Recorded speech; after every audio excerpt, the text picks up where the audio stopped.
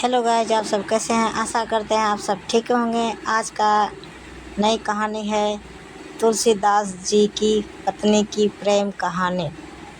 यह बात उस समय की है जब रामचरितमानस लिखने वाले राम भक्त संत तुलसीदास जी सिर्फ तुलसी थे। बचपन में नाम रखा गया था राम बोला, जो बाद में तुलसी पड़ गया था। तुलसीदास का नया विवाह हुआ था। पत्नी का नाम था रत्नावली। जैसा नाम वैसा रूप। जैसे ही तुलसीदास ने अपनी पत्नी का मुख देखा तो वही तस्वीर उनके दिल में बस गई। सौंदर्य ऐसा कि तुलसीदास जी चाहे घर में होते या बाहर, कुछ कार्य कर रहे होते या खाली बैठे होते, पत्नी का ही चिंतन उनके मन में चलता रहता। यहाँ तक कि पूजा पाठ भजन ध्यान भी करते तो भी मन रत्नावली में ही लगा रहता था। रत्नावली घर से बाहर आस पास पड़ोस में जाती तो तुलसी भी पीछे पीछे चलने लगते। समय इसी तरह बीतता रहा। कई बार रत्नावली के घर से बुलावा आता या कोई रत्नावली को लेने आता तो तुलसीदास जी को रत्नावली के दूर जाने की बात सोचकर ही घबराहट होने लगती, जिसकी वजह से तुलसीदास जी कोई न कोई बहाना करके रत्नावली को अपने घर पर ही रोक लेते और कहीं जाने ना देते। बेचारे ससुराल वालों को खाली हाथ ही वापस जाना पड़ता। अब तुलसीदास जी के इस व्यवहार की बात आस-पास फैलाने लगी, जिसे सुनकर सब तुलसीदास जी का मजाक उड़ाने लगे। तुलसीदास तो तुलसी थे। रत्नावली में मन ऐसा लगा था कि चाहे कोई कुछ भी कहे, कोई असर ना होता। जब इन लोगों की बातें रत्नावली के कानों में पड़ती तो उसे बहुत बुरा लगता।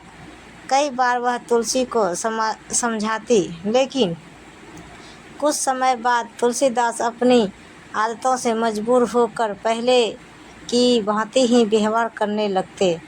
अगर तुलसीदास की इस स्थिति को ध्यानपूर्वक देखा जाए तो पता लगता है कि उनका ध्यान मोहवश अपनी पत्नी रत्नावली में इस प्रकार लग गया था कि वे सही गलत उचित अनुचित सबका भेद भूल गए थे।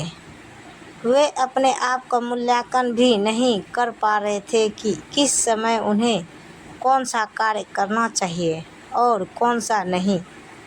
और यह बात सिर्फ तुलसीदास जी की ही नहीं हो रही है। हमारे जीवन में भी कई बार ऐसा होता है जब हम किसी वस्तु या किसी व्यक्ति के लिए इस कदर पागल हो जाते हैं कि हमें यहाँ तक होश नहीं रहता कि जो हम कर रहे हैं उससे स्वयं पर, सामने वाले व्यक्ति पर या हमारे परिवार पर क्या प्रभाव पड़ रहा है, जिसके अंत में जाकर हम ऐसे निर्णय ले जाते हैं जिनके बाद फिर पछताना ही पड़ता है। कई वर्षों तक तुलसी और रत्नावली का जीवन इसी तरह चलता रहा। एक दिन की बात है जब तुलसी किसी कार्य से बाहर गए थे। संध्या को जैसे ही वह घर लौटे तो घर में रत्नावली नहीं मिली। यह देखकर तुलसी की हृदय गति बढ़ गई। आसपास पूछा तो वहाँ से भी रत्नावली की कोई खबर हाथ ना लगी। तुलसीदास का नकारात्मक कल्पनाओं ने बुरा हाल कर दिया था।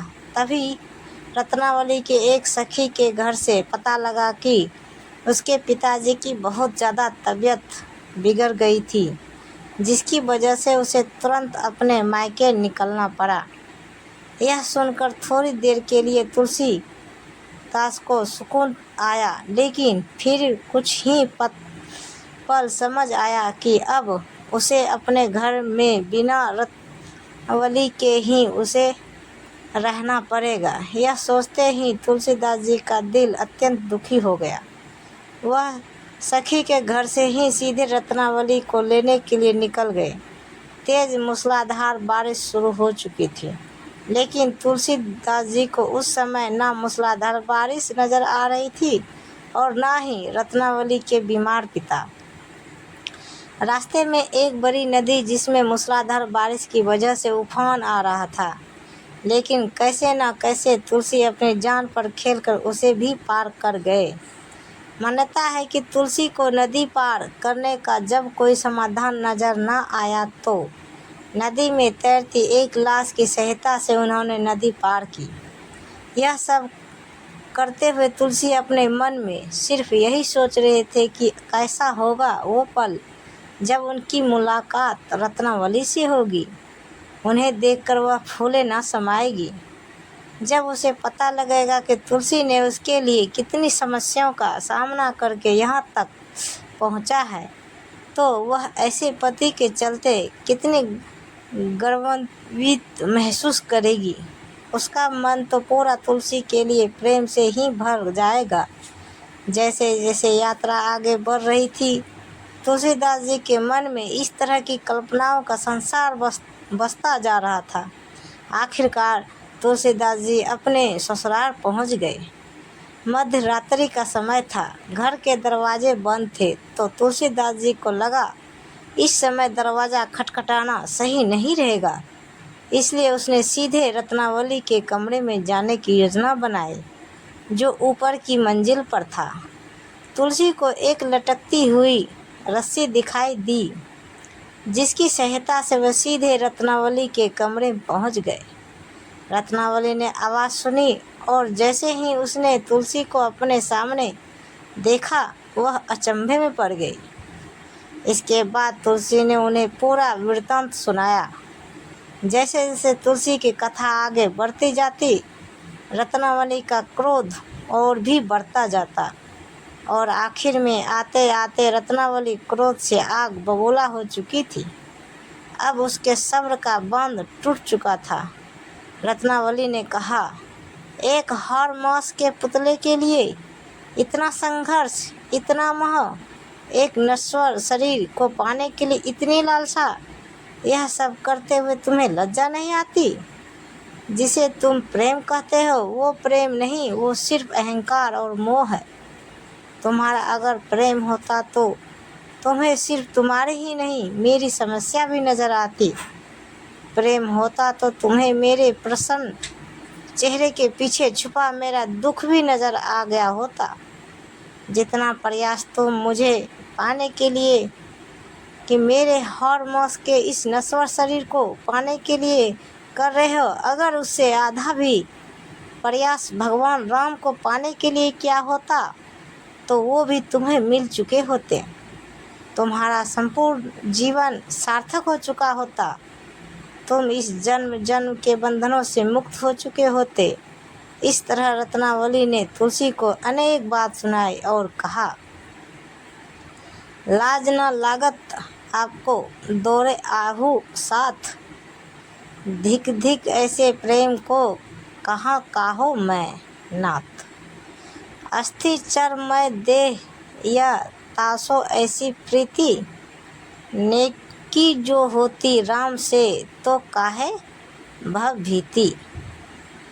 अपनी पत्नी से इतना सब कुछ सुनकर तुलसीदास के कल्पनाओं के बादल पूरी तरह से अदृश्य हो चुके थे। उसके मन में चल रहा कोलाहल अब शांत हो चुका था। वह जिस खिड़की से वापस आए उसी से वापस उतर गए। रत्नावली द्वारा कमरे की बंद की गई खिड़की तुलसी के हृदय में सत्य का द्वार खोल गई। आते समय जो पैर तेजी दिखा रहे थे, उनकी गति अब स्थिर हो और धीरे धीरे हो चुकी थी। मूसलाधार वर्ष भी ऐसे शांत हो गए जैसे कि जहाँ पहुँचाने की वो जल्दी में थी, जहाँ पहुँचने के लिए उसने बरसाना शुरू किया था, वह वहाँ पहुँच गई हो। तो इस तरह जन्म हुआ भारत के उस महान संत तुलसीदास का, जिन्हें आज हम जानते हैं, जिनकी लिखी रामचरितमानस आज घर घर में है। ऐसे ही वीडियो देखने के लिए हमारे चैनल को सब्सक्राइब करें और वीडियो को लाइक ज़रूर करें। तो गाइज, आज का सवाल है, तुलसीदास जी नदी कैसे पार किए थे? इसमें ऑप्शन 4 को दिया गया है। ऑप्शन नंबर ए में है हेल कर, ऑप्शन नंबर बी है लकड़ी पकड़कर, ऑप्शन नंबर सी है लाश पकड़कर, ऑप्शन नंबर डी है नाव से। तो गाइज, कमेंट में जो सबसे पहले क्वेश्चन का आंसर देंगे उसको मैं सब्सक्राइब करूँगा, उसके चैनल को लाइक करूँगा। तो मिलते हैं अगले वीडियो के साथ, तब तक बाय बाय गाइज।